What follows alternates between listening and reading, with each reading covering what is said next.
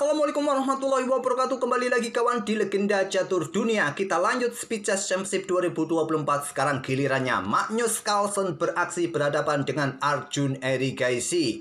Sesuai ekspektasi kalian, Magnus Carlsen menang atas Arjun Erigaisi dengan skor 12-9. Magnus unggul dalam permainan 5 menit, unggul 2 game kawan. Kemudian pada permainan 3 menit, unggul 3 game. Tapi di permainan bulat, Arjun sempat unggul kawan dengan 4,5, 2,5. Unggul 2 game, tapi karena kalah di 2 segmen sebelumnya kawan dengan skor yang cukup mencolok, Magnus masih unggul 3 game. Dan Magnus ini akan berhadapan dengan Hans Niemann Moke di partai semifinal nanti di Paris kawan. Oh ya, untuk semifinalnya kawan, para pemain ini akan berkumpul di satu studio sepertinya kawan. Apakah tetap menggunakan media komputer atau menggunakan catur asli, catur kayu? Admin belum jelas juga, tapi rasanya kok susah ya bermain bulat menggunakan papan catur asli ya. Kalau bulat perlu langkah-langkah pre-move kawan untuk tidak kehilangan waktu. Nah, ini partai yang kalian tunggu-tunggu kawan. Magnus Carlsen berhadapan dengan Hans Niemann Moke di semifinal. Semifinalnya bulan September kawan, masih cukup lama, ada jeda 1 bulanan untuk ke semifinalnya di Paris. Nah, nanti kalau menggunakan media komputer, mereka tidak akan berada di satu meja kawan, tidak lagi bertatapan mata. Kalau menggunakan media komputer, tentu mereka fokus di layar komputer mereka masing-masing. Tapi cukup dinantikan oleh para penggemar catur dunia, Magnus Carlsen versus Hans Niemann Moke. Nah, Hans Niemann Moke di hari kedua melawan Anish Giri bermain dengan permainan standar kawan atau klasik. Nantilah akan saya update hasilnya saat melawan Anish Giri. Nah, juga nanti malam akan ada partainya Ian Nepomniachtchi berhadapan dengan Hikaru Nakamura yang sudah ditunggu oleh Alireza Firoza.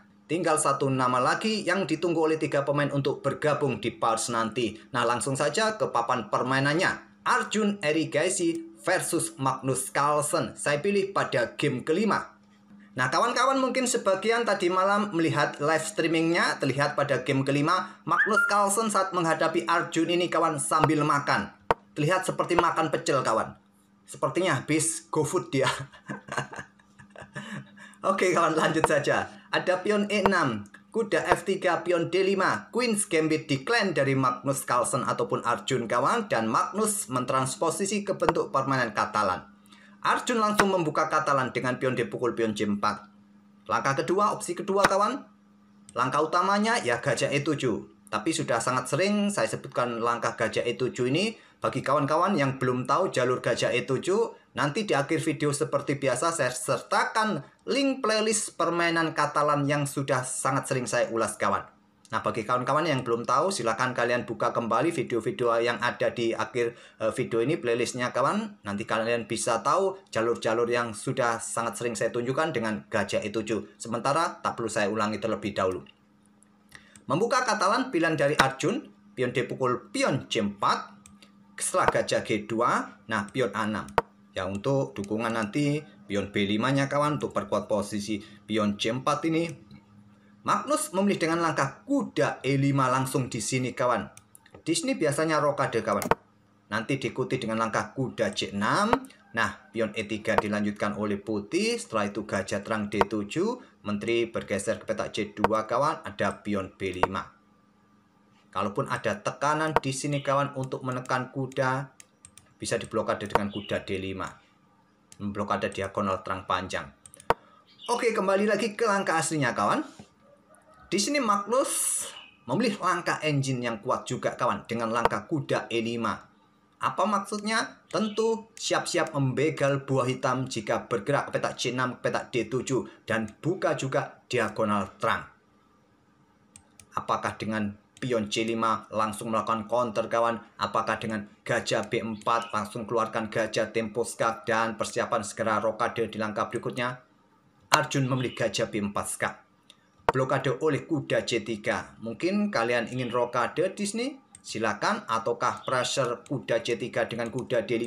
Silakan. Arjun memilih pressure terus dengan kuda D5. Nah, di game keempat ini kawan, Magnus Carlsen sudah unggul 1 game dengan skor 2,5, 1,5.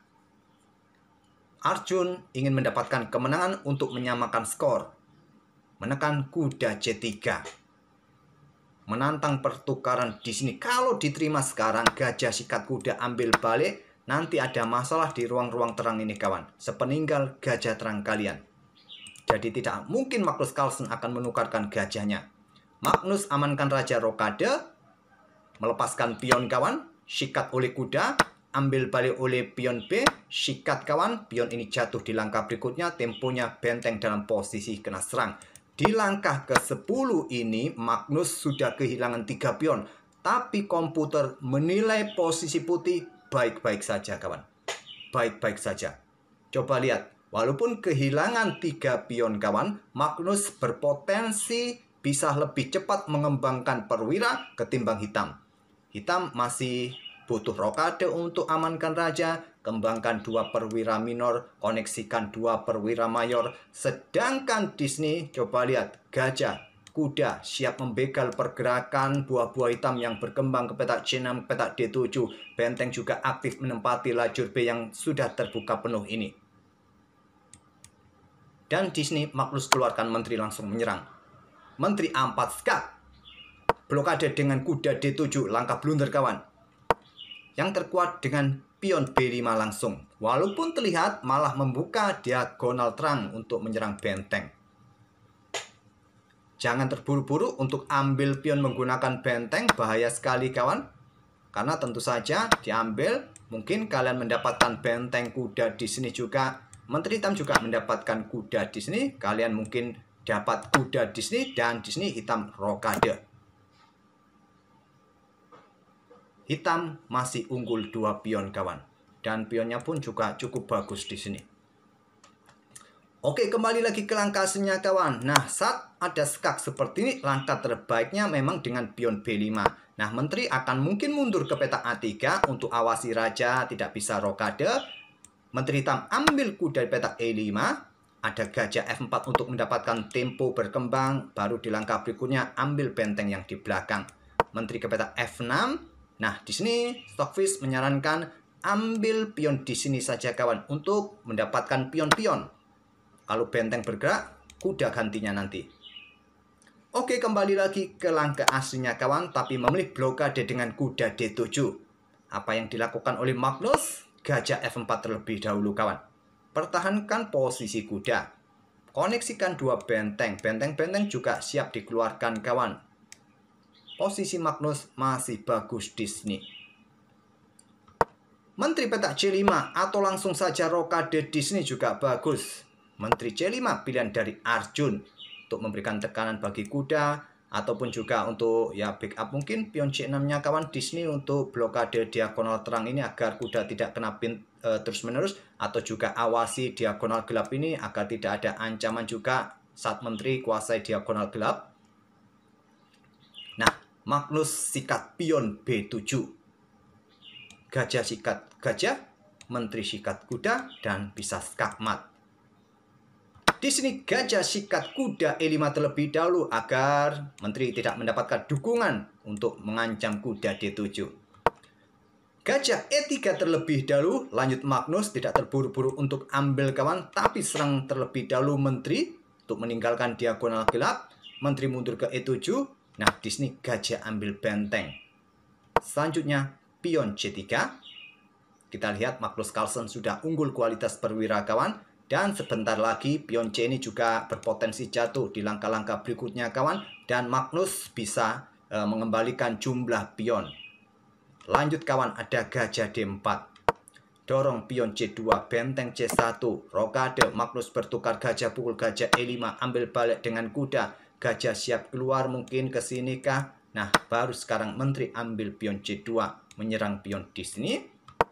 Pion A5, lanjut Arjun kawan, kosongkan ruang bagi gajah untuk mengincar diagonal ini. Discover juga pada gajah. Gajah langsung ditarik mundur ke petak E4, menyerang pion kawan.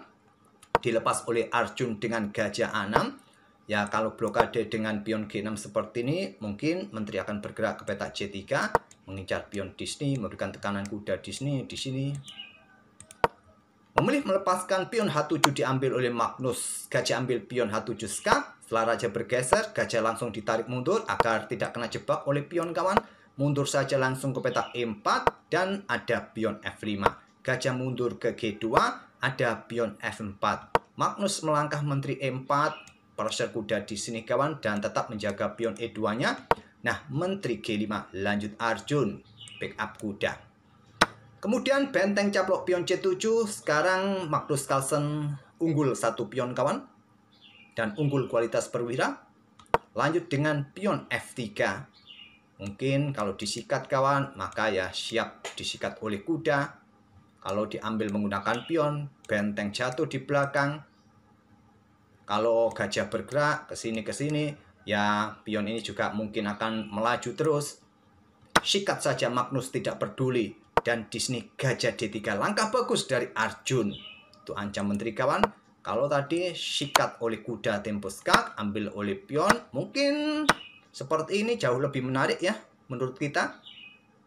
Tapi tetap kawan, jika dilanjutkan agak lama sedikit kawan di sini. Mungkin seperti ini permainan endgame menteri versus menteri. Ya, putih menang mudah kawan, coba lihat. Oke, kembali lagi ke permainan aslinya. Gajah D3. Magnus menteri B7 mengancam pion di sini kawan. Nah, sekarang benteng yang sikat F3. Menteri ke F6 yang kuat, tapi benteng dikorbankan oleh Arjun. Apa idenya kawan di sini? Tidak langsung diambil kawan karena masih ada menteri, juga tidak ambil benteng di belakang karena dia kalah benteng sudah kawan. Memilih menteri ke petak F5. Sikat di sini bergerak ke sini, mungkin ancamannya nanti skakmat, rencana Arjun. Pion F4. Gajah E4 serang menteri. Menteri B8 skak. Raja bergerak, Magnus korban benteng. Dan Arjun menyerah di posisi ini, di langkah ke-31. Jika permainan tetap dilanjutkan, kalau diambil oleh raja, menteri ambil kuda skak, sudah cukup membuat putih mudah untuk mengalahkan hitam dengan komposisi seperti ini. Oke, itulah kawan salah satu permainan Magnus Carlsen saat menghadapi Arjun Erigaisi pada game kelima. Dan kita akan bertemu di video-video berikutnya. Terima kasih. Jangan lupa like, komen, dan subscribe bagi kawan-kawan yang baru mampir. Wassalamualaikum warahmatullahi wabarakatuh.